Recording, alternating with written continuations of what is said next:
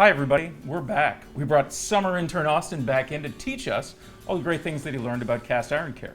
Now as we go through this today, stick with us. We're going to take his learnings and then fill in a couple of the gaps to give you grilling tips that you can use with your next cookout. So to get started, Austin, what are some of the things, what are the big things that you learned about cast iron care this summer? Well, I learned a lot of things over the course of the summer in my time with these two cooking grates here. Among them are how to properly season your cast iron cooking grates before you use them and between uses to keep them nice and protected. I also learned a lot about brushing them after you cook and how you can turn the heat way up to burn off all of the gunk and residue that's left on there, and it makes it really easy to knock off with any kind of brush. And when you're brushing, another quick thing I learned is how to take care of the bristles by brushing with the proper angle. Because if you're brushing way up here, you get messed up, mangled bristles like this when the brush should be staying looking like this. So I learned a lot of great useful info about how to take care of not only my cast iron cooking grates, but the tools that I use to help take care of them. So what I really want to know is with your cookout, with your cleaning regimen, where do you start and where do you go? What are your steps? Well, whenever I have a cookout on my grill, I always like to start with what's called the burn off. So to do a proper burn off, what you want to do once your cooking is complete and all of your actual food is off the grill, you want to crank up the burners to high, get it to a really high temperature so that anything that's left behind on the cast iron will get burned off. It'll get turned to ash, it'll be nice and crispy, because ash is easier to brush off of the grill than wet, sticky gunk. So once you do that, you can come in and attack it with a wood scraper, any kind of brush, and you can just knock all of that debris right off and get your grills nice and clean again. After that, you're going to want to re-season it. So when we re-season, we use oil in the Broil King oil spritzer, and we just spray it right on, give it a nice coating, and that'll help protect it in between your uses, and it'll be good to go for the next time you want to cook. So let's think about each one of those. So burning off your grill. We start by cranking up that heat so we can take all the grime that's on the inside and turn it to ash. See, when you take a grill and just heat it up a little bit and start brushing around, your brush is going to get caked with grime. And once you cake it with grime, it's just spreading more grime back onto your cooking grates. You don't want that. Ash is much easier to get rid of. A wire bristle brush or grill scraper or Palmyra bristle brush, they're all really great at removing ash, but no grill brush is really great at removing grime. Grime, well, it's a bit of a pain. So we want to burn all that grime up. The easiest way to know that it's actually gone is that the grill stops smoking. So if your grill is smoking, it's still burning up organic matter. But when it stops smoking, you're down to ash, and then you can brush.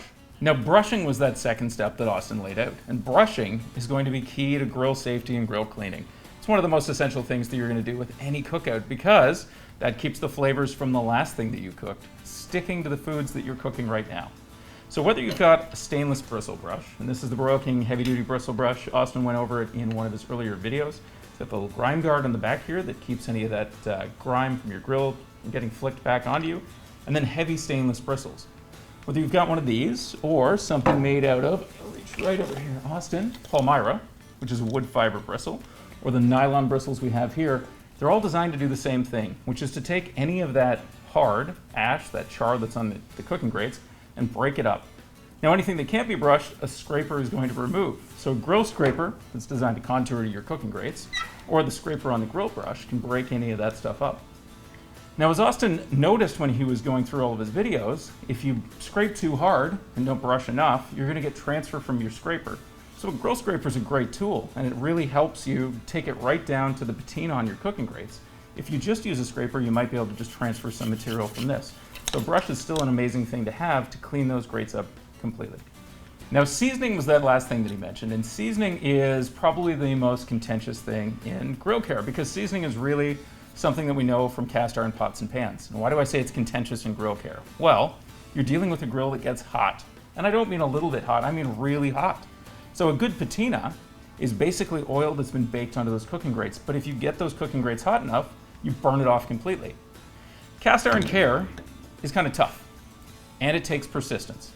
If you season something once, it's seasoned that one time, but if you cook something and it ruins that seasoning, you may have to start over again or start rebuilding from somewhere in the middle. So don't look at it as a thing that you do only once. It's something that's going on all the time. Whether you've got one of those heavy old school cast iron pans that has a great patina on it, nice oil finish, or some of our other cast iron cookware like our rib roaster here, you're going to be able to build that season up, and sometimes you're going to lose it. So this one has actually been cleaned a little bit too much. You notice that we've got a little bit of barren white on some of the cast iron areas here, but on yet this grill bracer, it's seasoned on the inside. Now, if we cook something really hot and fast in this, or something really sticky, we may wreck all of that seasoning, and that's okay. You just have to start at the beginning again. Your cooking grates are going through that, but basically every cookout. So if you have a great seasoning right now, you might have been cooking some things that are lower and slower. It's great.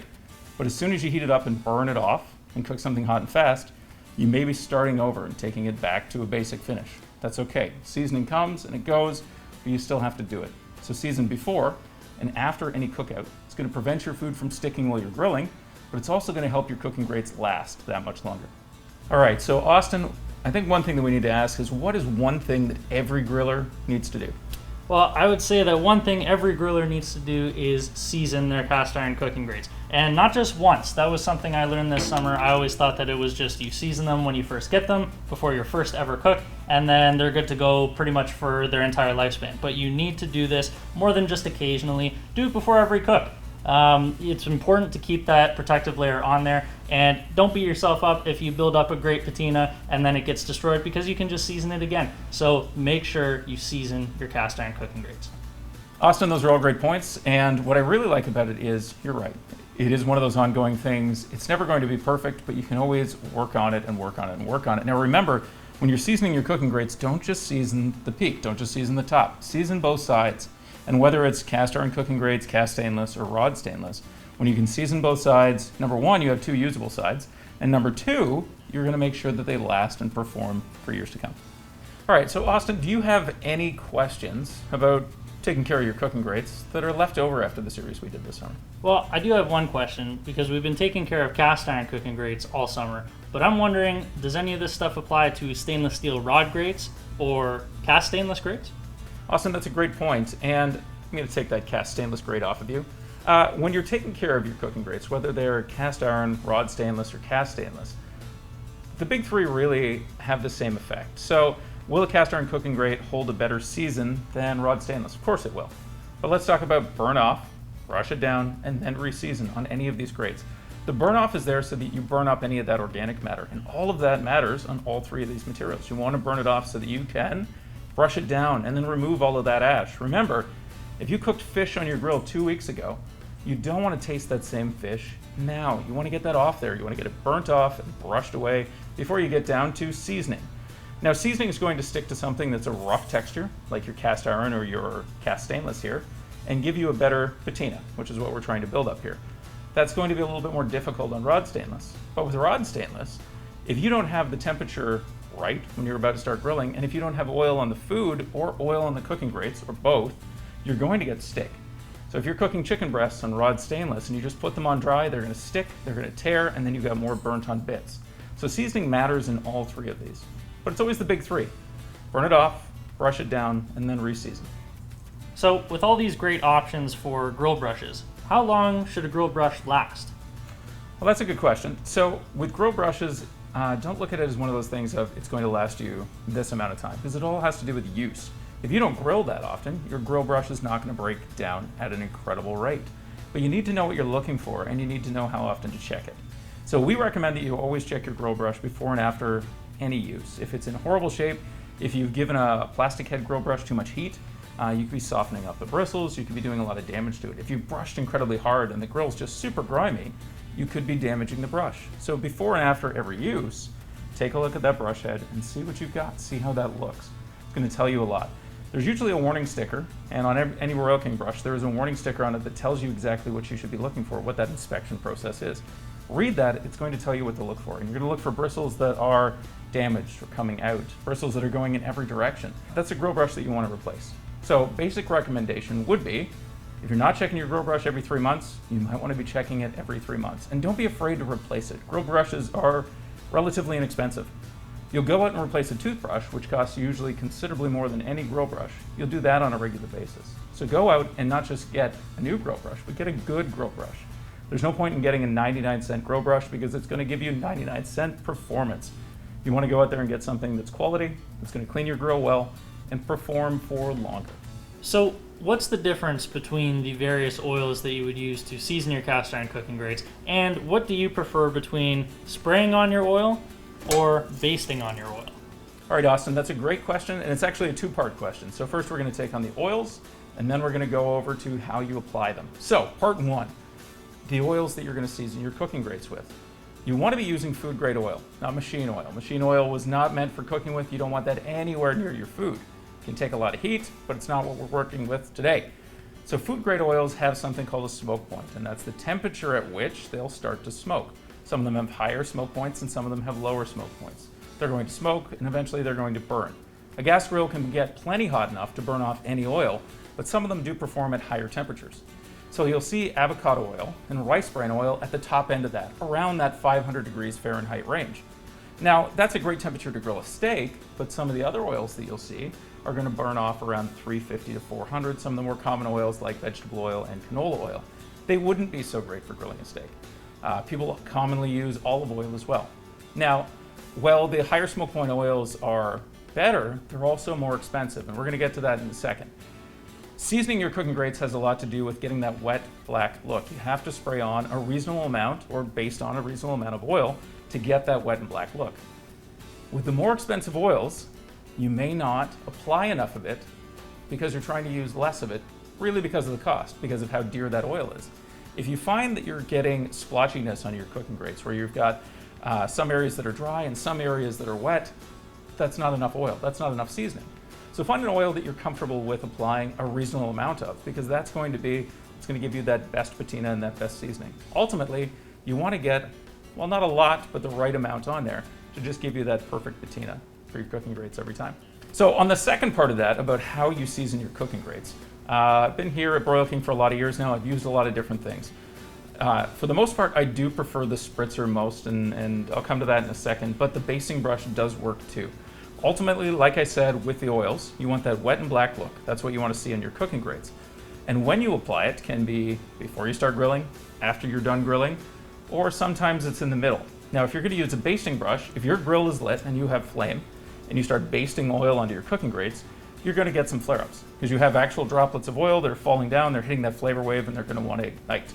Now with a sprayer, you can use it before, after, and during, and you have less of those chance of flare-ups. Plus you have a much better chance of getting those little beads of oil onto the cooking grate, having them spread out evenly, and give you a great season. I mean, both work, but I do prefer the spritzer. Last but not least here, we want to just do some general observations on the cooking grates that Austin had for the summer. Now I know you didn't have them for an extended period of time, so we're not going to see anything drastic. But what are some basic observations you can make about Cass and Faye?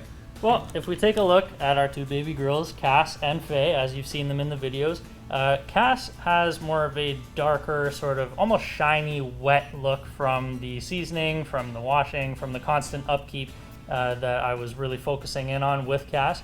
But if you go over to Faye, there's a bunch of ashy little bits of debris that are left on it. It's coming off on my finger right there. It's much more dry. It has kind of a faded appearance. And if you leave cast iron cooking grate like this out in the elements and it's dry like this, that's where you could, over an extended period of time, start to see some surface rust. All right, Austin, those are some great observations. And then a couple things that I'd like to add on this, just on the cleaning side. So because he was taking the incredibly well-seasoned, what's her name again? Cass, the incredibly well-seasoned Cass, out of his grill and cleaning it in his kitchen thoroughly every time, you'll notice that it actually has less char towards the back and at the front. So that's something that we can give you a little advice on that you can actually do on your grill. You don't have to wash your grates, because it's built up a little bit more at the front and back here. Now, why is that? Well, when you're brushing and your grates are sitting in your grill, you've got a stop point at the back, because as soon as the scraper hits the back of your cook box, that's as deep as you can scrub in. And at the front, we don't tend to just round up by lifting our arm at the front of the grill. So these areas at the front and the back of the cooking grate, they actually get a little bit more buildup. An easy way around that is to take your Broil King grid lifter, put it into your cooking grates, pull them out so that you can reach the back, turn your brush sideways, and then brush the end of it there to break up any of that debris. Then turn it around, do the other side, and brush the other end. And when you do that, you can also do this one thing called flip the cooking grate over, because now you can clean both sides. If you're only brushing your grates while they're sitting in the grill, you're not giving them the brushing they deserve. So get in there, get them burnt off, brush them down, and brush them down the right way, and then season. I think that just about covers really anything on grate care. So if you have any additional questions that you'd like to ask Austin or myself here, just put them into the comments in our social media feed, and we'll get to them. We'll put together a video segment or we'll create some teaching piece around how to take care of these. So until next time, he's Austin. He's Ben. And I'm out of here.